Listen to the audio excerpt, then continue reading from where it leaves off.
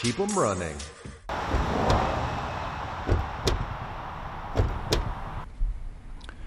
You ever get to that point where you're just standing over something you've worked on for years and you just stop for a second? Not because you don't know what to do, but because you're wondering if it's even worth doing anymore. I was right here, under this hood, trying to figure out if I should keep fixing this truck, or just go get something new. I'm going to be honest with you. For a minute there, I was leaning towards new. You start doing the math in your head, parts, time, effort. Man, I could just go get something newer and not have to work on this truck. But then I stopped and I asked myself a different question. What am I really paying for?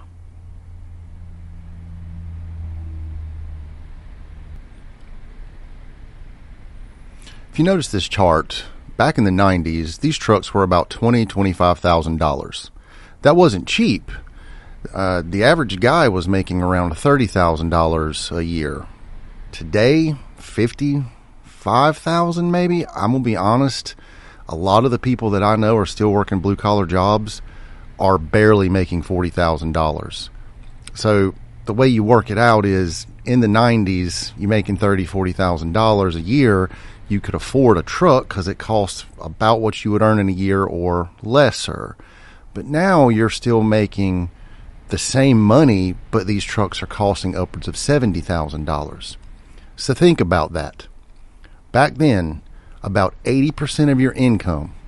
Today, it costs more than you make in a year. That math just doesn't feel the same.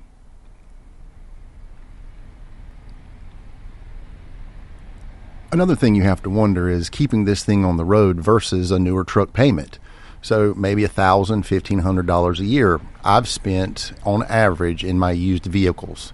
A new truck, $12,000 a year, roughly, just in payments. Another thing that you need to understand is they're actually extending your loan options now to upwards of 10 years. Just let that resonate.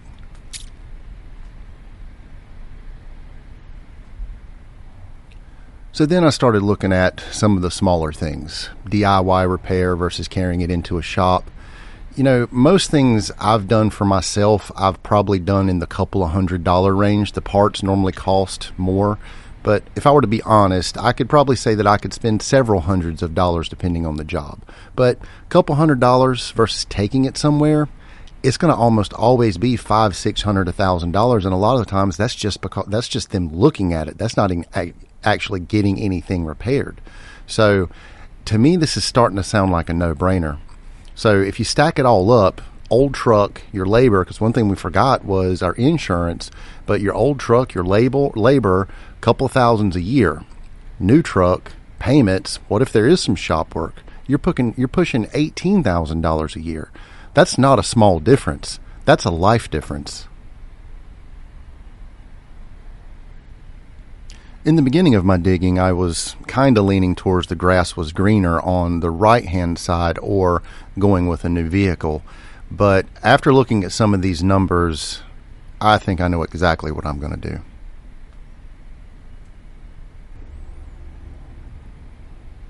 To simply sum it up, 90s models, $25,000. Current models, $70,000. The annual cost to repair DIY, $1,500 to $2,000 versus $12,600, $13,000.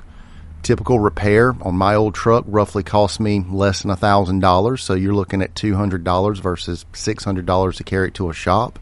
Annual total, $2,100, $2,200, and that's not every year. My truck's 30 years old. That's not every year. It's probably every 2 years or so. And, just imagine you're making payments on your $70,000, vehicle, and you have to get it repaired. You could spend $15,000, $16,000, $18,000 a year on that truck. So your insurance, keep that in mind, $600 back in the 90s versus $2,700 or $3,000 for full insurance. So your new $70,000 truck, you're going to be spending $1,000 to $1,500 a month just for that vehicle. Old things rule.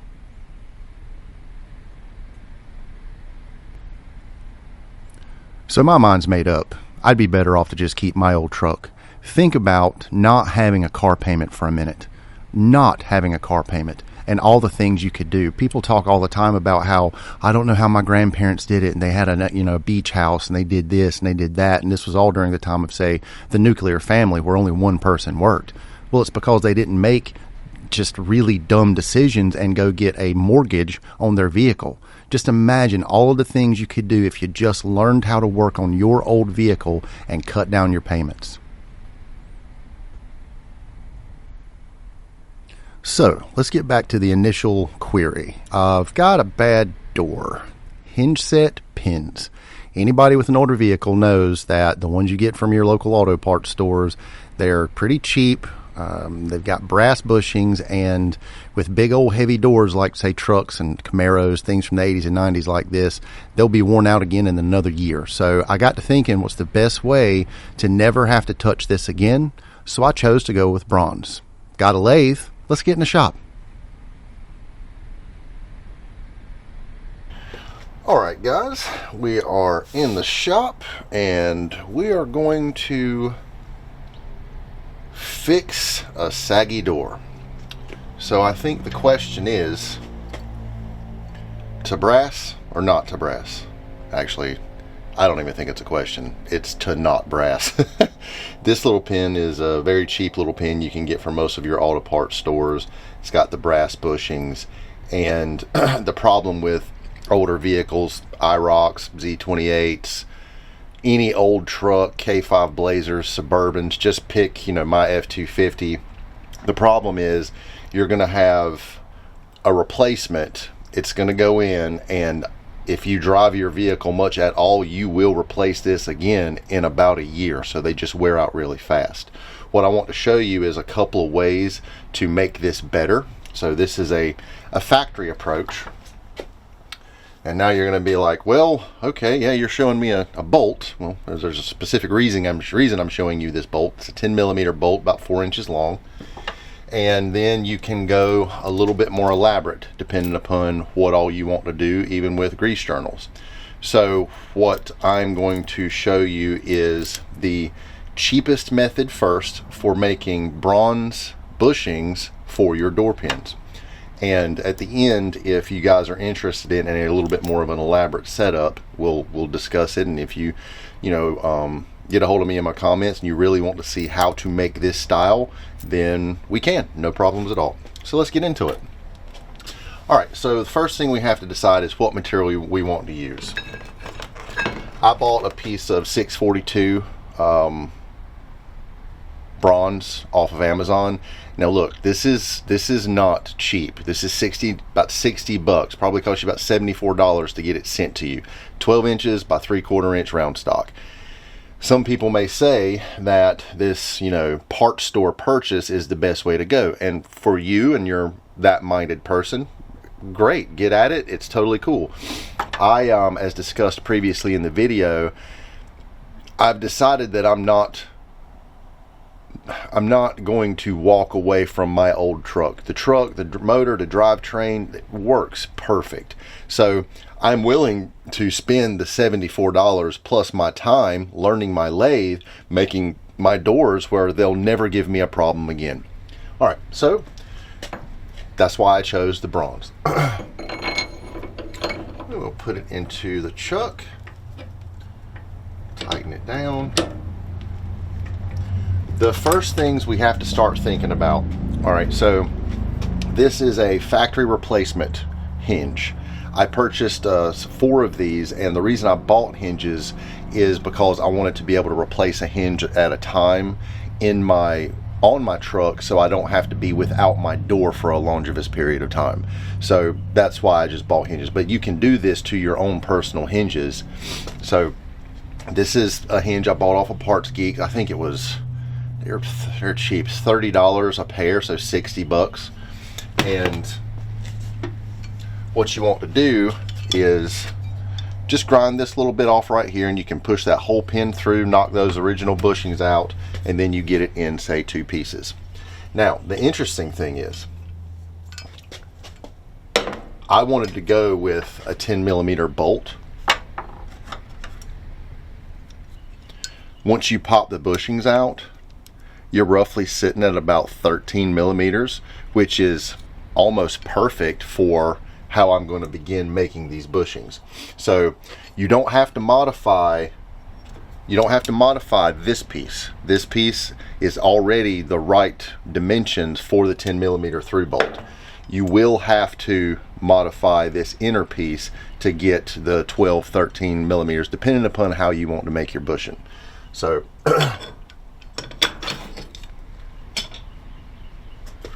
factory pin, roughly sitting at 8.62. And like I said, I was deciding to go up to roughly a 10 millimeter. This is 9.85.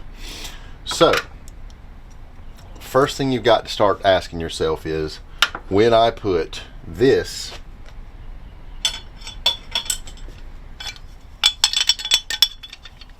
through all of this, all right, so this is going to replace the original cheap pin. It's just beefier. Now we just need to reproduce the bushings. So we know that we're going to want a bushing similar to this factory style replacement, but 10 millimeters on the inside. What I would suggest, the very first thing you need to do is go ahead and bore your round stock out to the 10 millimeters. So I don't have metric drill bits, so I have standard drill bits, and I know there's going to be a machining world uproar on this. There are specific tolerances that reamers are good at and not good at, but this 3/8 drill bit is roughly 9.44 millimeters. I'm learning with my stuff and the cheap reamers that I have that if I'm 0.5 millimeters below what I need, I come up with a pretty successful hole at the end. So take and what we need to do is use a little center drill and go ahead and start just kind of a little pilot.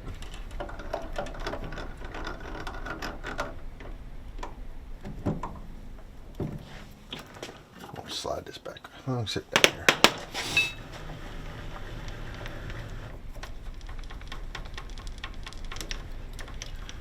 Kind of get my compound bed a little further away. All right, let's use our center drill and just make just a little kind of a pilot hole to start the drill.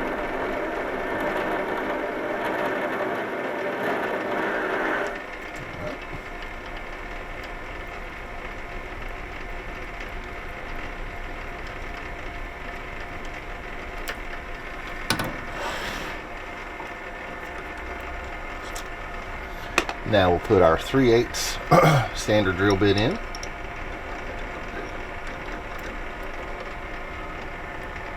Now keep in mind, this is going to load up the further it goes in, so just be slow, pull it out often, clean it out. Those are just my suggestions.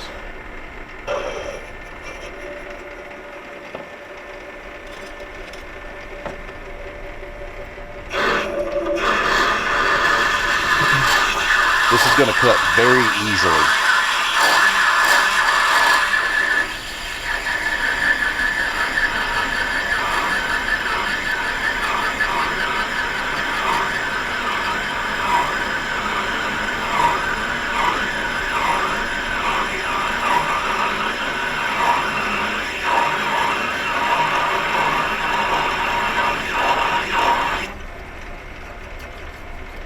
Back out, we can clean it up a little bit.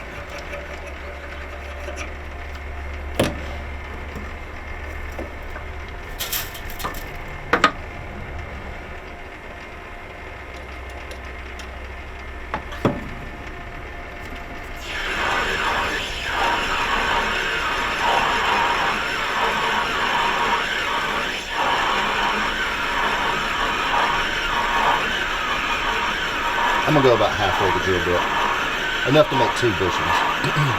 Like I said, I'm gonna show you the down and dirty, cheap, quick way to upgrade your pin and bushing set to where you'll never touch this again.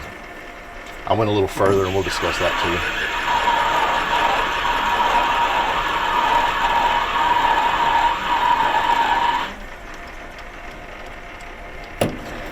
See how it's loading up? So Once you get more than about halfway in, just take your time.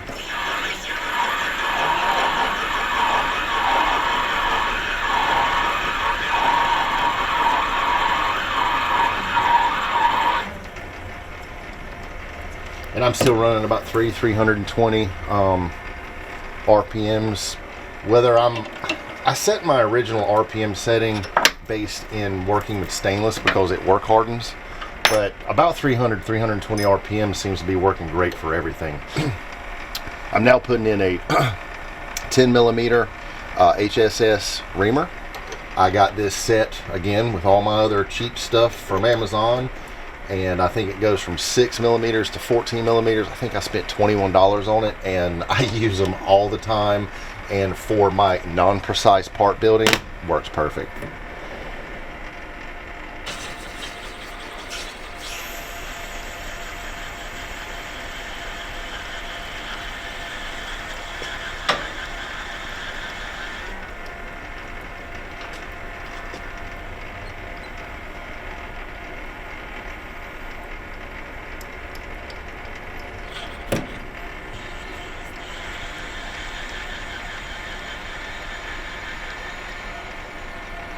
Alright, just hit the end.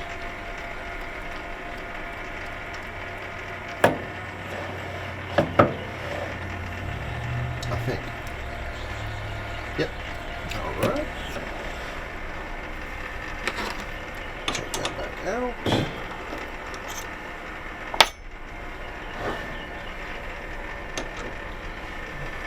Alright. So now, if you notice, hold on just a second.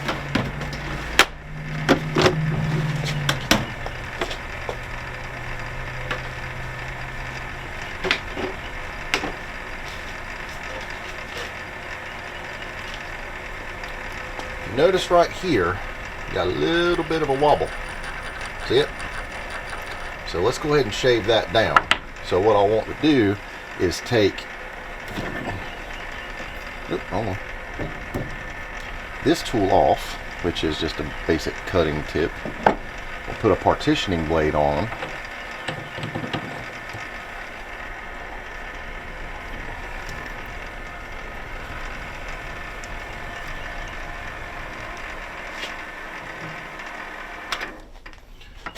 Take and make sure that my cutting blade is square to my workpiece.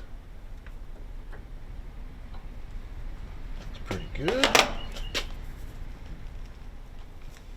Okay.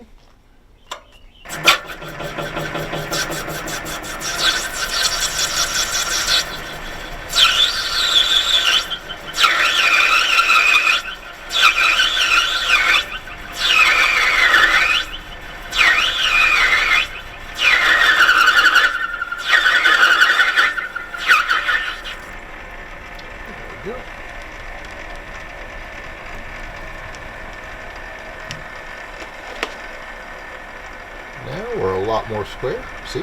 No jumping. Alright. So we got our 10 millimeter bolt hole.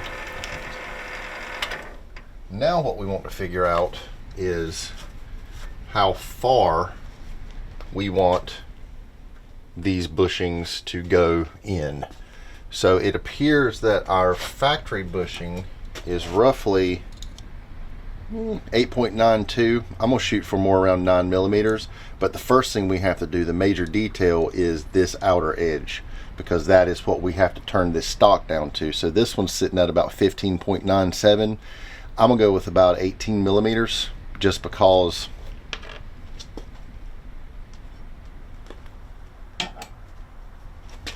this area will support it. So I want as much as much surface area contact as possible so that it disperses that torque, which is not a lot of torque, and it's very slow moving RPMs. But we need to basically long term cut this down to 18 millimeters. And it is sitting at, so 3/4 inch round stock, sitting about 19 right now. So we don't have to take much off this.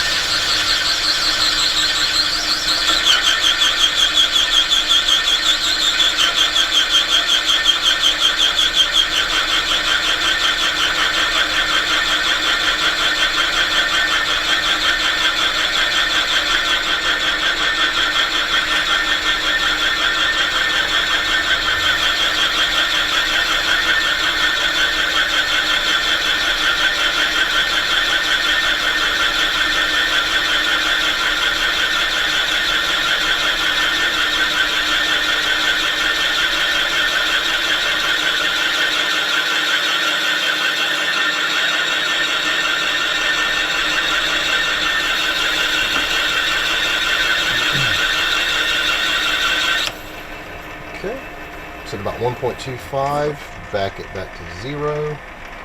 I'm going to partition this little bit of an edge off.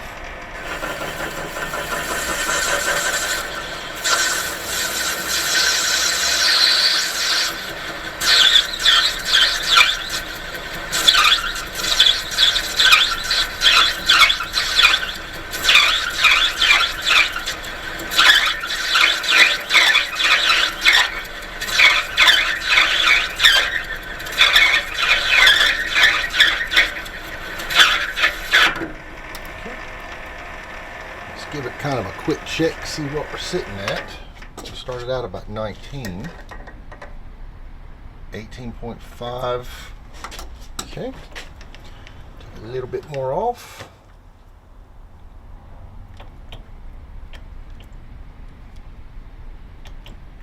So at about 1.25 it starts touching. We'll go to 1.75.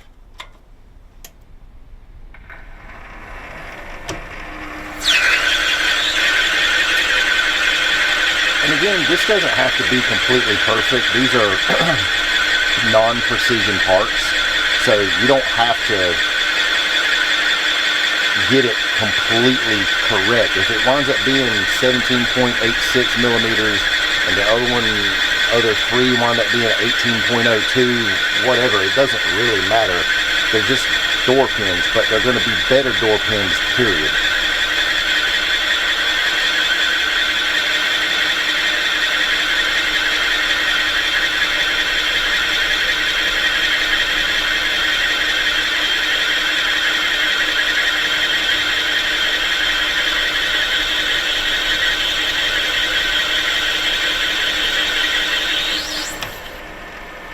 Alright, we were at 1.75, we're backing it off. Let's get a measurement. 18.13, 18.07, totally fine with that. Alright, so the next thing we want to do is we want to get our depth. How far this piece is actually going to go through the middle part. So this is a factory one, so we're talking about right here. So in between here and right here, how far do we want it to go through? This looks like it's about 8.65. This one's a little bit shallower, so 7.23. I'm gonna go for 9 millimeters because I want more. I just want more of, well, everything. I want it all. All right, so what we want to do, and we've done this trick many times, and I did not invent this trick. I learned it from YouTube and other machinists that are far better than me. Black Magic marker, we're going to put a mark up here, and we're going to determine the 9 millimeters so we know where to cut.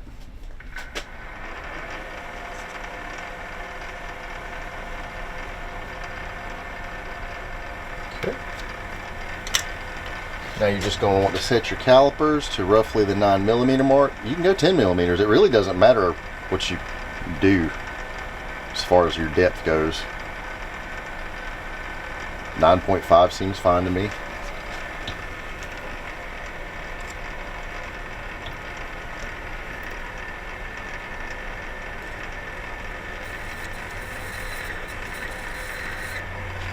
See my shiny line right there?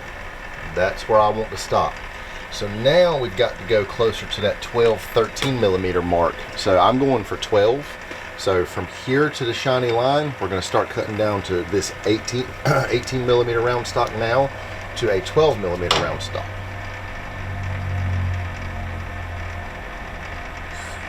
It just started touching at 0. I'm going to carry it to 1. Engage the half note.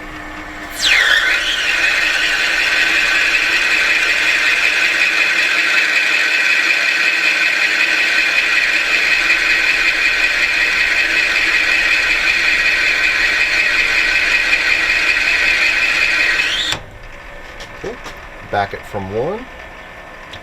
Now we'll carry it back to 1, and remember there's backlash, so you have to go past where you wanted to start from. So we're back at 1, so I know for a fact that this is now at the same spot. I know we've only made our first initial cut, but let's see what that actually cost us in material. So we're at 16.47. Okay, so that took off about 1.5, 2 millimeters depending upon. So We can do it again. I'm gonna go from 1 back around to 0.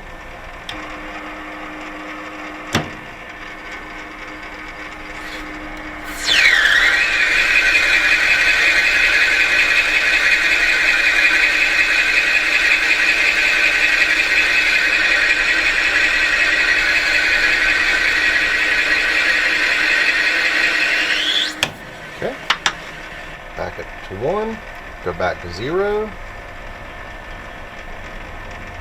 and go back around to 1.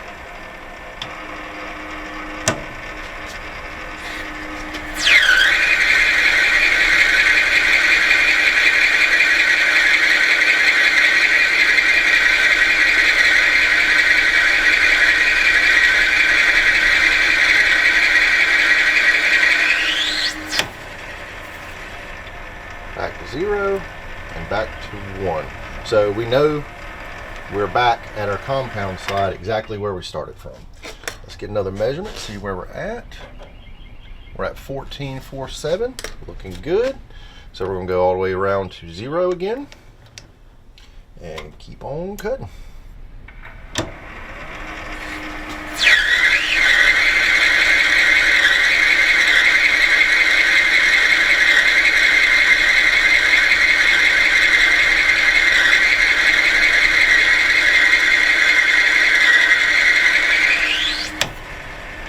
Back it to 1, come back, go back to 0, going back to 1 because 0 was our starting point from the last cut.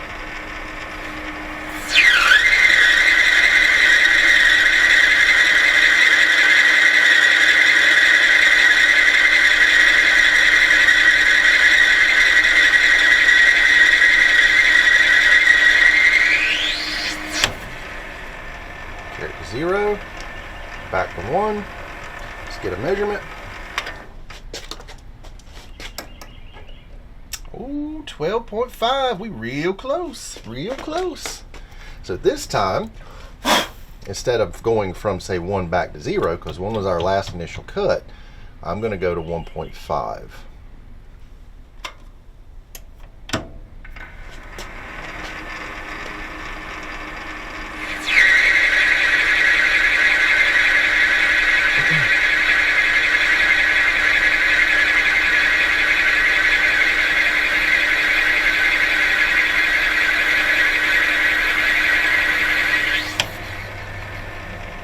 Back to 1, and then 1.5. Get a measurement. I'm feeling like this is about as far as we need to go. Yep, 12.15. So to me, that's as close to 12 millimeters as I need to be for a door pin. Now, the only other thing you got to figure out, and this is where it varies, it can vary per hinge. You need to cut this lip as close to a factory tolerance as possible. So roughly 2 millimeters, because it's got to fit right between here. So this one you got to be a little bit more scrutinous on, but again, you can always when you take the middle section out, you can always kind of pry this open just a little bit, just to kind of sneak it in there if it's a little too thick. So it's not, again, these are not precise pieces, but try your best is all I'm saying. All right, so we're going to black marker it.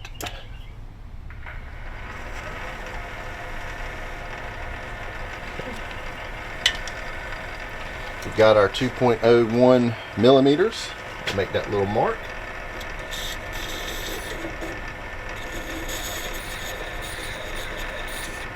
Okay. Now that shiny line right there is where we're going to want to partition this off.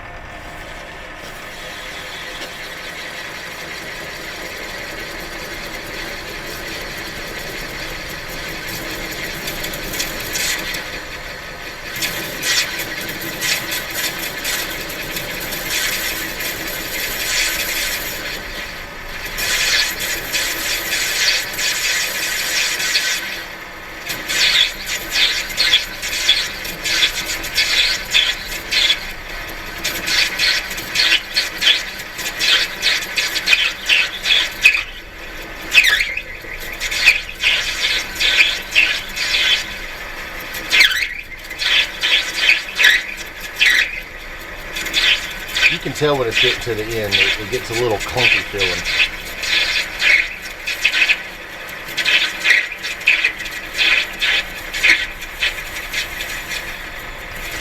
Oh, okay. And that's that. Whew, yeah, she's hot. She's hot. Woo-hoo. Be careful.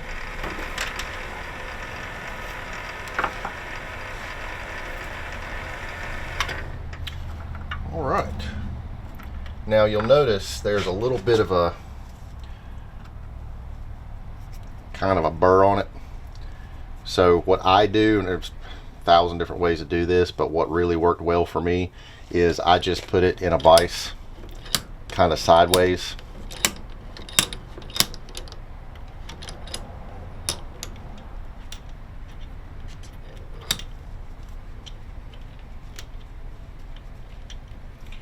On the warm side.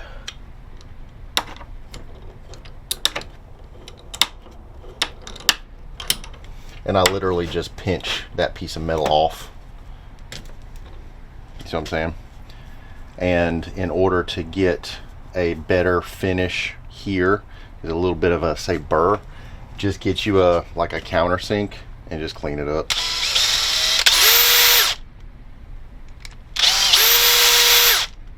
Yep.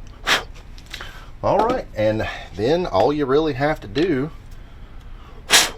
is repeat that process however many times for however many pins you're trying to make. So essentially, because I've already made this one in preparation for this, so you just keep repeating. Now, again, this is a 10mm bore hole. To further discuss, this bracket already has the 10mm hole. You don't have to touch this, but when you take this bracket apart, you will have to drill and bore this through hole out for 12mm, because the factory was not 12mm. The factory bushing is roughly, well, no, it is. Oh, that's right. You don't have to modify this at all. I had completely forgotten about that. This is another set of another job I was doing. Okay, so yeah, we just made our bushings.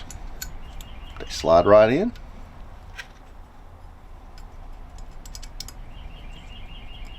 Fit pretty nice and snug. They go right into the other bracket. And then take a little finagling to get your bolt and everything lined up.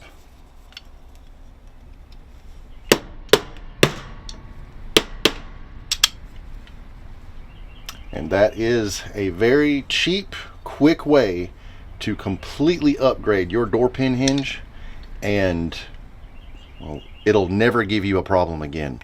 I happen to use nylon lock nuts for this.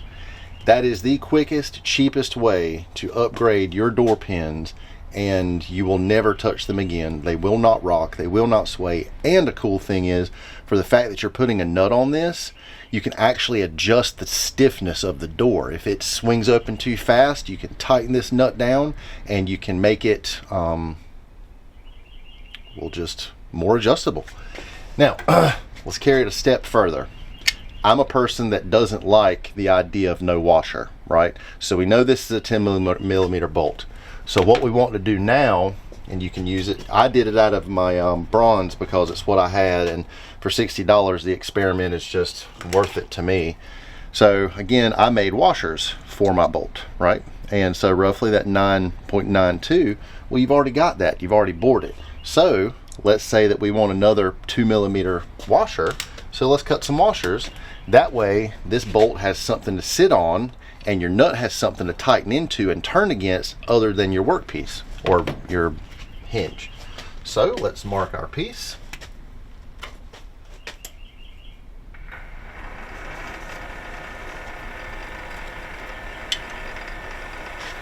Let's adjust our mic to roughly 2mm.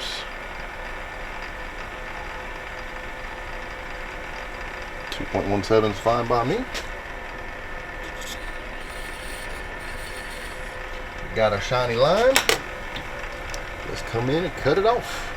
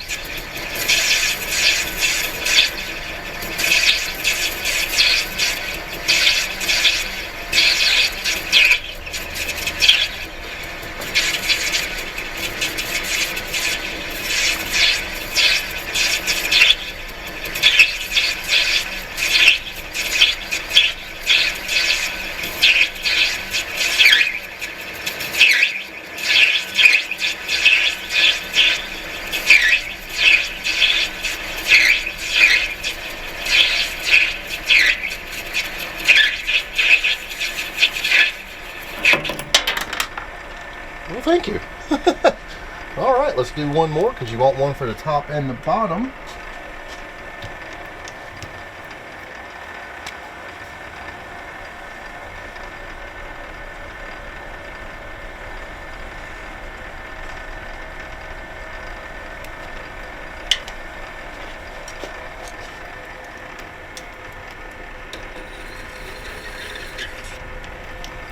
Got our little mark to lead us by. Line her up and cut her off.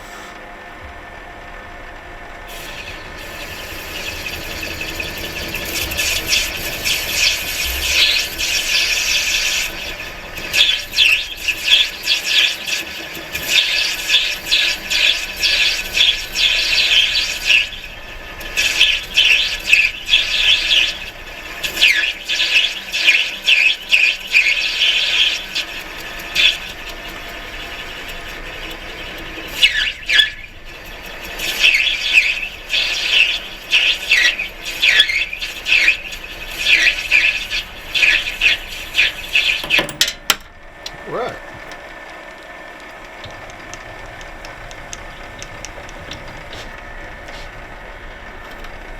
Remember, they're gonna be hot.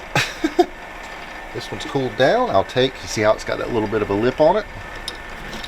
And I'll put her in the vise. Basically pinch that lip off.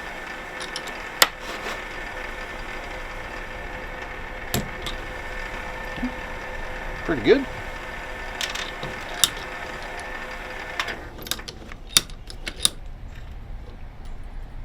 Do the other one.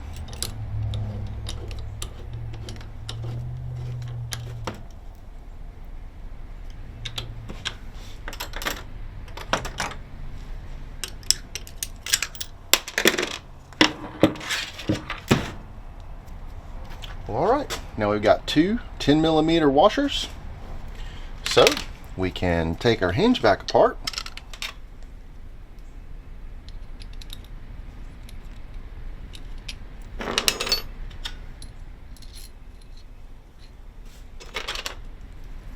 Put our washer on.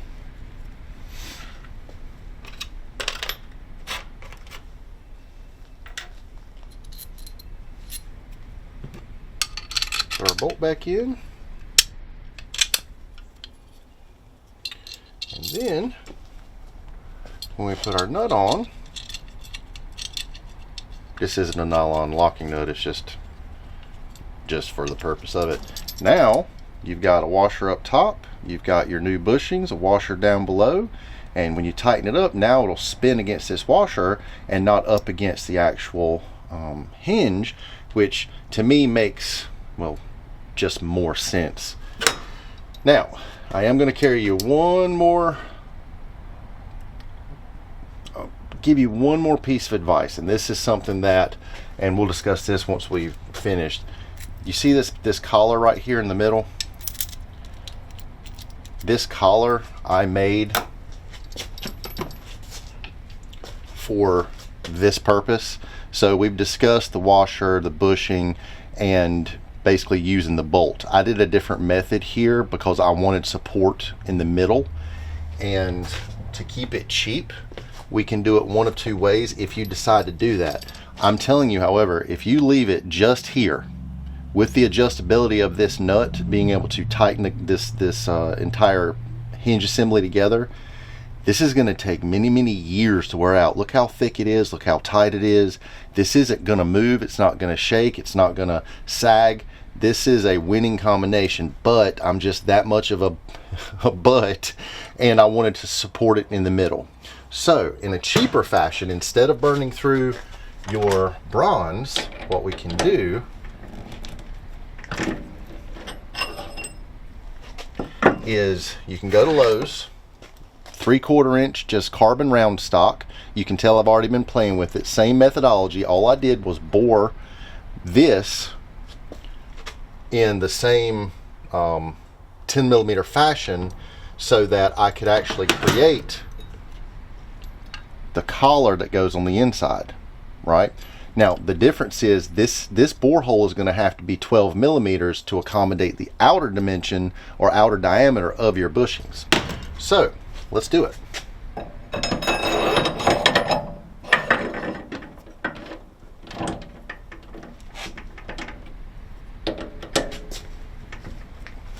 Now the outer dimension or OD of this piece really doesn't matter.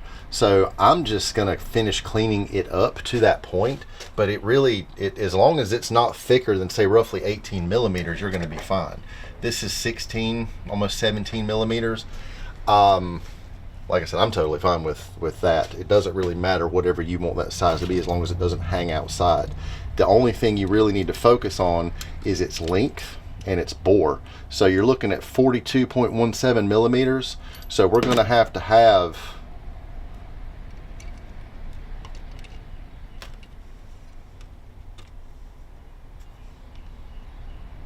so 42. We already have enough. So what we can do is go ahead and what we've got to do first is we've got to bore this to 12mm. So basically I've got a 29/64. Put that in there.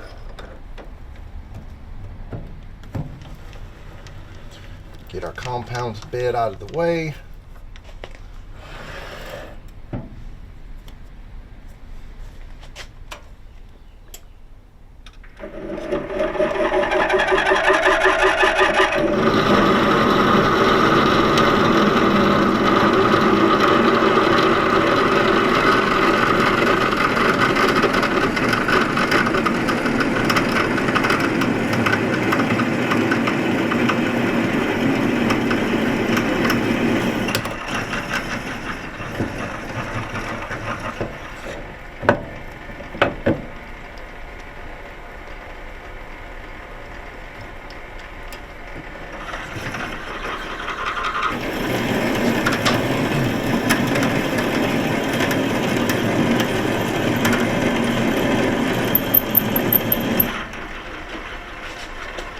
Remember, it's going to bind, it's going to clog up the further in you go, so just keep it clean.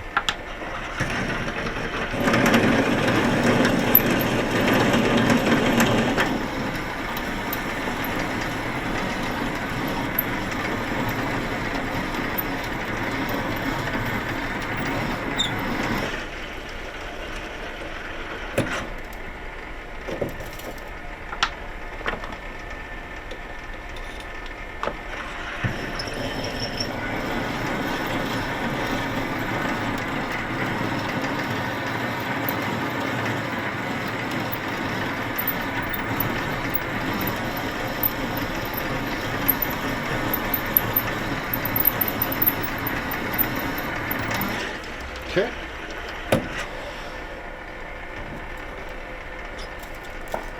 I've got a 12mm HSS reamer from the same cheap $20 set I got off of Amazon. Can't speak highly enough about it. They're fantastic. Again, I'm not making 1,000 parts a day, but of the probably 20-30 projects I've done so far, they're working well.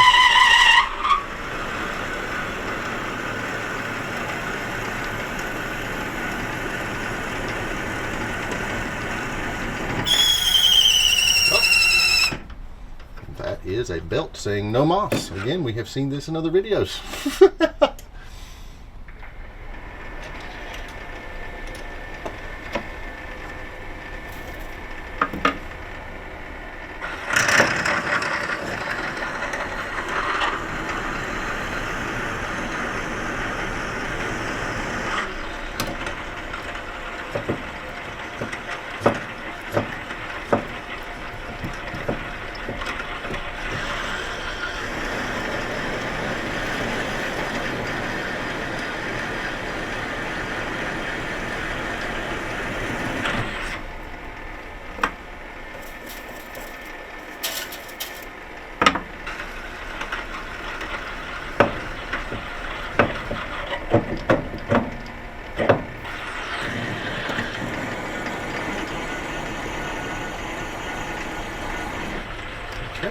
We're about at the end of it. All right. Now what we want to do is get us one more measurement. So it was roughly 42.02. Let's make a mark so we can partition this off.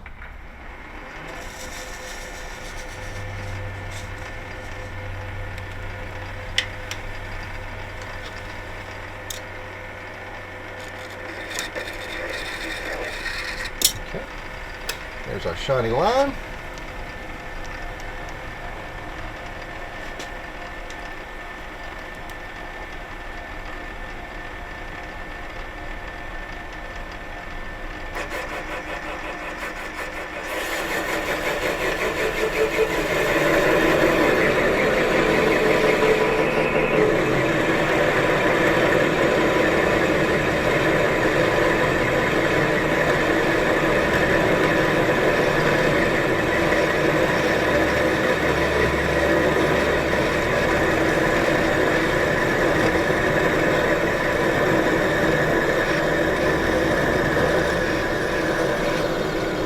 Almost there, you can hear it.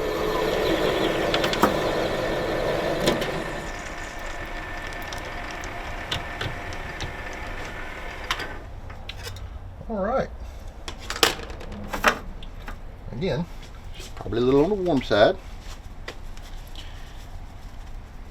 Now, the coolest part about this is you're going to have a support in there. This hinge will never fail again.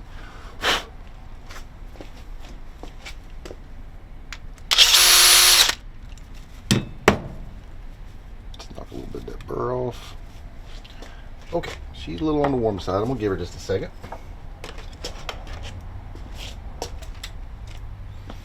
All right, we can take this back apart.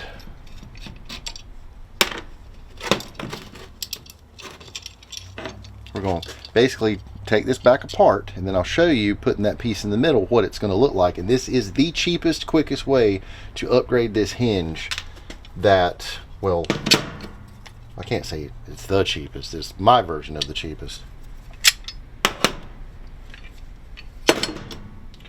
So what you'll want to do is take the center part out. You'll have to kind of push your bushings out of the way. This one's a little on the snug side.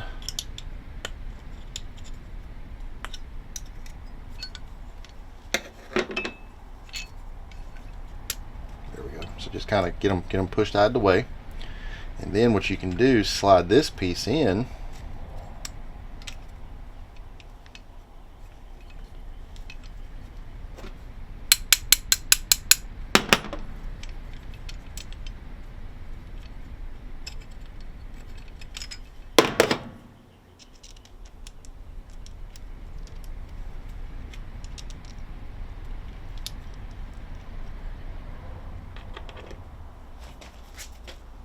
Let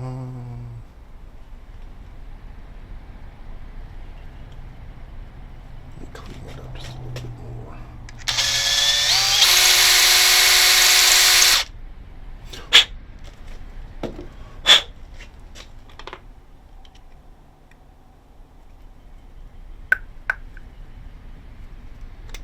There we go. Okay, gonna put this piece in the middle. Get it lined up. It's gonna be a little on the snug side. That's what we were going for. Kind of tap it in place. Come in on the other side. Do the same thing. So put this one in on this side.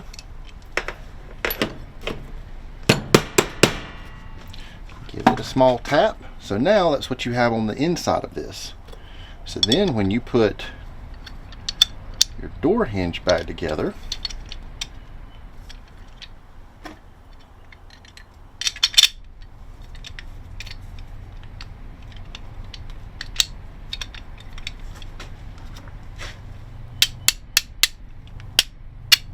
okay, and then your washer, and then your nut. So at this point, oh, I didn't get it on the inside, sorry. Let me be accurate because it matters. There we go. So this little roller has to be on the inside of that because that's what catches the door when you want it to stop moving.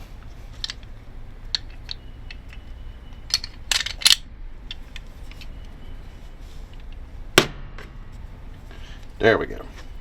So 10mm bolt, just a 4-inch bolt, washer that we made, bushing that we made, inner collar support, bushing that we made, washer, and then nut, and then that adjusts the tightness of your door.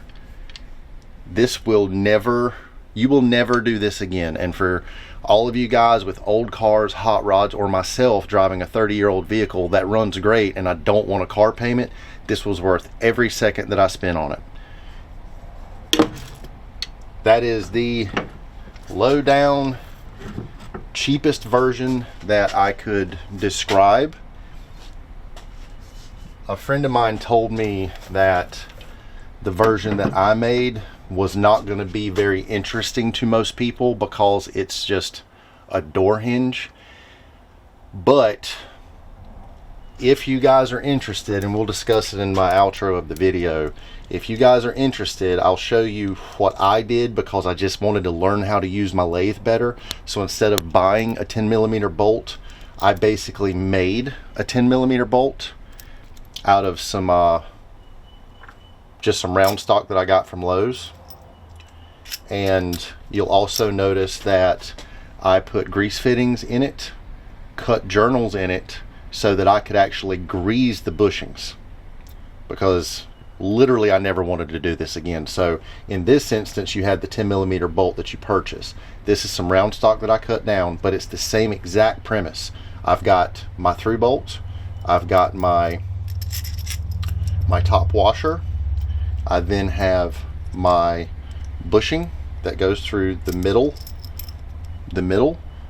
and then I had some spacers because I didn't think it through properly. So I should have cut this inner collar, like this inner collar. I should have just cut it the right length.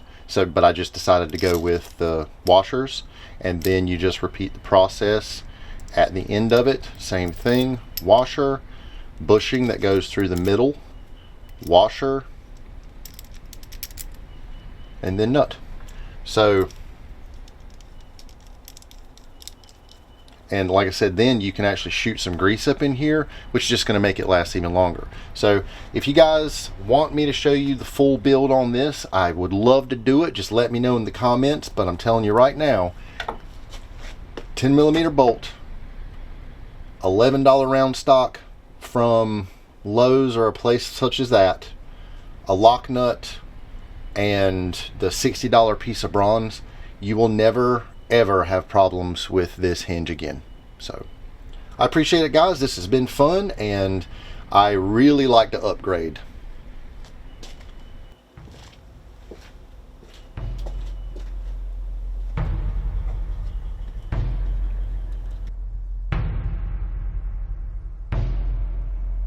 And lo, the man did not choose the path of ease, but the path he could carry.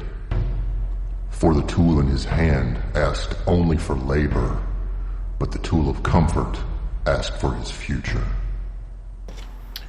Alright guys, thank you for watching yet another video with me. I thought it was a really fun process. Really think before you make purchases, especially you younger folk. And I know I can say that, or I'm getting close to where I can say that, but 1990s, most of my friends were making $14, $15, $16 an hour. Well, a lot of the people I know in blue collar positions are still making $15, $16, $20, $25 an hour. There's some 30 and 35s, but what I'm saying is a $25,000 truck that is now becoming an $80,000 truck. Like, you're literally at the mortgage level for a truck, and you're not going to keep it. 10 years for a loan option is just, you're not going to keep it, and then whatever money is still left, it's just going to go to the next one. So if you get another expensive one, then it's 70 and 80 and 90, $100,000, and before you know it, your credit's going to be ruined. So keep them running. If you've got an old vehicle that works halfway, learn about it, listen to it, feel its vibrations, keep it on the road. So I just wanted to go over our hinges one more time. This is the one that you and I made together. This is a fantastic hinge that will never give you problems. Again, there are going to be people that are like, well, why'd you make, washers? Well, because I wanted to learn my lathe. You can use millimeter washers that you buy from the store. That's totally fine. It'll save you some time. This pin will last you for a long time. So again, the amount of time and the money that is spent in this is not for the faint of heart or the people that don't want to keep it running.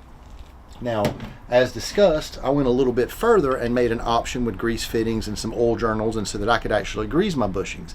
If you guys or girls are interested in making this style, let me know in your comments, and I'll go through a full session of building just this whole pin and assembly. That way you see the full one that I'm putting in my truck. If you don't have a lathe at home and you would like these things made for you, again, get a hold of me in your comments and we can work something out. Get it shipped here. I can make it for you, and we'll work out a fee. It'll be very reasonable. That being said, my next video is more than likely going to be a little bit of an upholstery. So I've got to redo my seat. I've already done my headliner, which stinks because I didn't get a recording of that. But I'm also having to do my visors. So I'll show you that, how to take them apart, the types of glues to use to put them back together. And another exciting thing, in my next welding class, I'm going to start building bumpers and some different additions to the truck. So I'll see how my instructor lets me record or take pictures, so I can let you guys, be involved in that as well. So again, thank you for watching. I don't know where you guys and girls are when you're watching it, day or night, but I hope you have had a great day and night. I hope you have a great day or night tomorrow, and keep them running. Save some money. Thank you.